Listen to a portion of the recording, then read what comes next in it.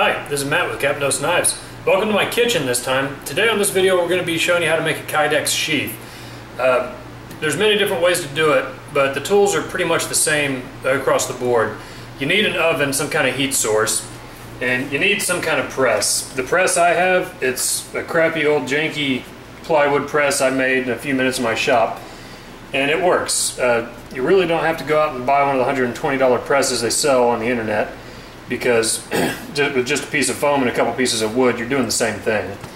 And instead of using the hinges and latch system that I originally put on this, I'm just going to take this after I heat it up, run out to the shop, throw it in the vise and clamp it down until it's cooled down.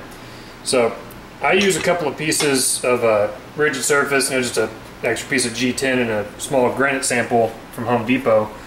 But what those are going to do is give me a flat backside to it, and I still have the compression factor from the foam on the bottom, so I'm going to get the compression from both sides when I clamp it down. And you're going to need some kydex. In this case it's Holstex, pretty much the same thing. There's a few different thermoforms that you can use for sheaths. This form's a little bit easier than kydex. Looks essentially the same, but I heat it up in the oven at 300 degrees. So I've already got my chunk here, throw it in there for a few minutes, and after a while it'll become nice and flimsy and I can pull it out and mold it around the knife. Alright, so now we're going to pull it out. You can see it's nice and pliable. And I'm wearing gloves because, well, it's hot, and I already tried this once without gloves and it didn't work out too well. So I want to position everything where I want it.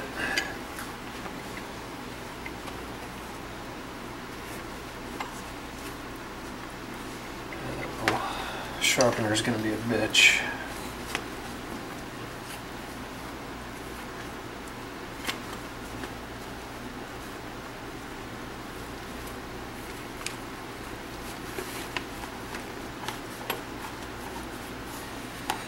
We'll see how that one turns out. The great thing about all this kydex and Holstex stuff is you can redo it if you screw it up. Alright, so here we are hot off the press. You can see that I've changed it up a little bit. The first time didn't work out so well, so I went back, cut the piece in half, and redid it. So you end up with two sides that meld together to hold the knife. The problem is, when you're drilling it, these two sides are going to slide around. If you're doing a taco style, that's not going to be an issue. But this one, it is, so I'm going to have to go on with some tape and tape this all around so that it'll stay together, and then I can go in and start drilling my holes for the rivets. Alright, so here we are with it all taped up. It's not going to move around. So what I'm going to do next is go ahead and mark my spots for the holes where I'm going to drill my rivets. I just grab a small drill bit and I'll go around and typically start either one side of the point or other. So I'll go about a ½ inch away from the edge of the blade and I'll make my mark. Now, figure out how many rivets you want. You can space them 1 inch apart, 2 inches apart. You don't really want to go much more than that, otherwise you start getting too much flimsy in your sheath. So in this one, I go about 2 inches.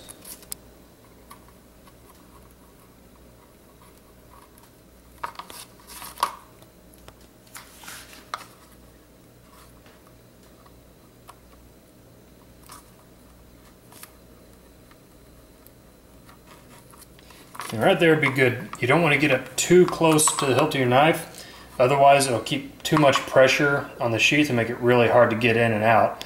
The stuff is rigid enough that just keeping it together will keep the knife in place whenever you have it in place. So I got that side, I'll go around this back side, throw a few more on.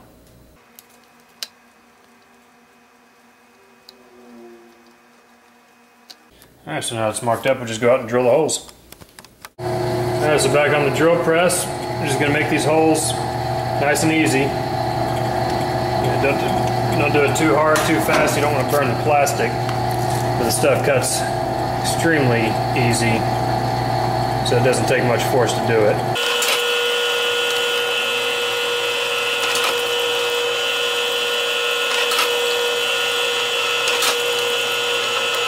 Alright, easy. Alright, so I went ahead and just pushed some rivets into the holes just to make sure everything lines up. So now I'm going to jump here on the bandsaw and start cutting out the basic pattern I want.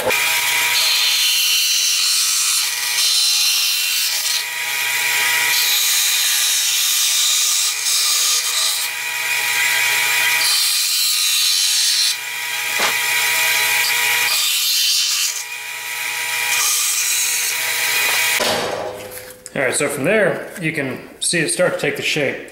You don't want to get too close to the rivets, otherwise you'll lose a lot of your room that you're going to use for grinding. The rest of the work I'm going to do on this is going to be on the actual knife grinder. It's with an old used up belt, and then I'll start securing rivets. Alright, so next thing I want to do is work off of the back. You can see I went ahead and put on the tech lock. It's going to be my securing device. If you don't want to use a tech lock, they cost around 20 bucks. But you can also do a simpler style belt loop just based off of the kydex that you're already using, like that. But the tech lock is pretty versatile and a lot of people seem to like them, so I'm going to go ahead and use it. But like I said, I'm going to start working off the back plate. I'm going to work my dimensions around the tech lock, and then I'll remove the front plate and actually get my retention set up.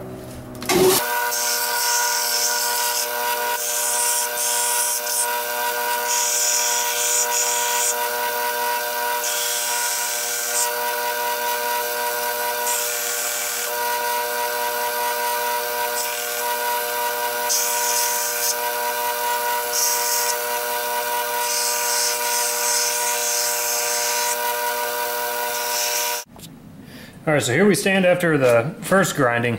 So now I'm going to separate the pieces, and I'm going to move over to the bandsaw again, and I'm going to start chopping down this front piece. Now I want it to cover this ridge right here, but you can see from the profile how it dips in right there.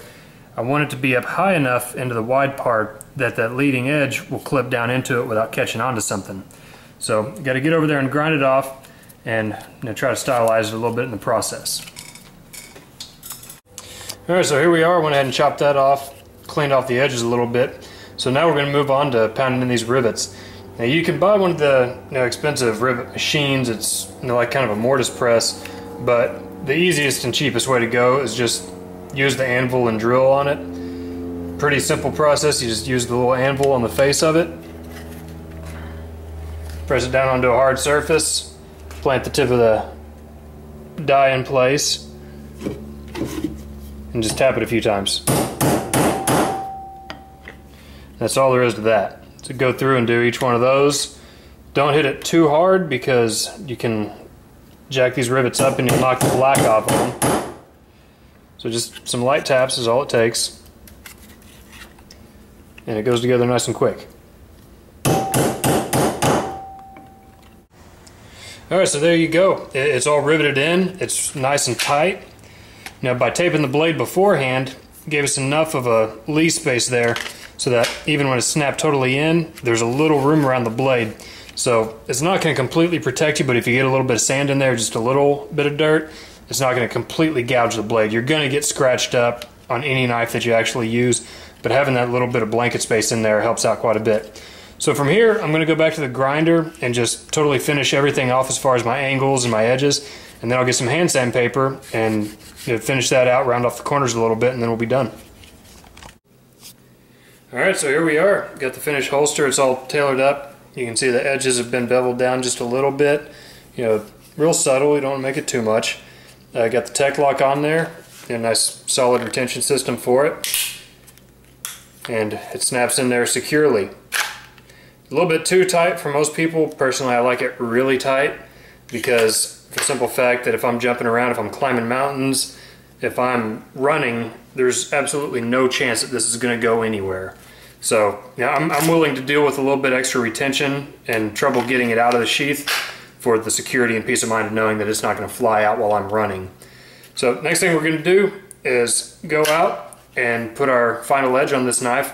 And other than etching the logo on it, we're done with it, which I'm not going to show etching the logo on video. There's plenty of videos out there of how to etch, and just because it has my name on there doesn't make it any different than anybody else's video. So we'll put an edge on this and then we're done. Alright, so for putting the final edge on it, I'm using a 400 grit belt. I never really want to go any heavier than that because you really don't want to take off a whole lot of metal at one time.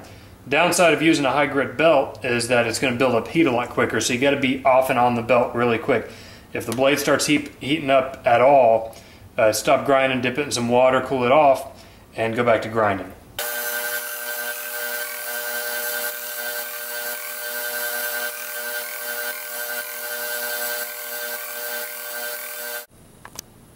Alright, so there we go. Finished up the sharpening of it. It's got a pretty good edge on it. Now the test I usually like to do for the sharpened edge is just a piece of paper, hold it still, and just try to cut it. Now if you can cut it without the paper buckling a whole lot, then you've got a pretty sharp edge.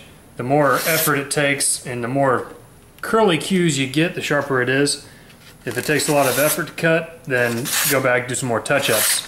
But if you can do a bunch of slivers like that, you're pretty good.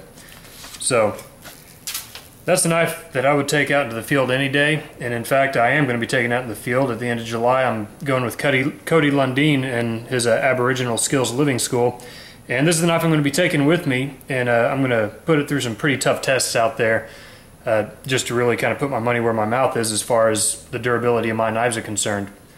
Again, this is Matt Bufford. Thanks for watching my videos. Stay tuned, there's going to be plenty more to come. If you haven't already, subscribe now, and I'll see you next time.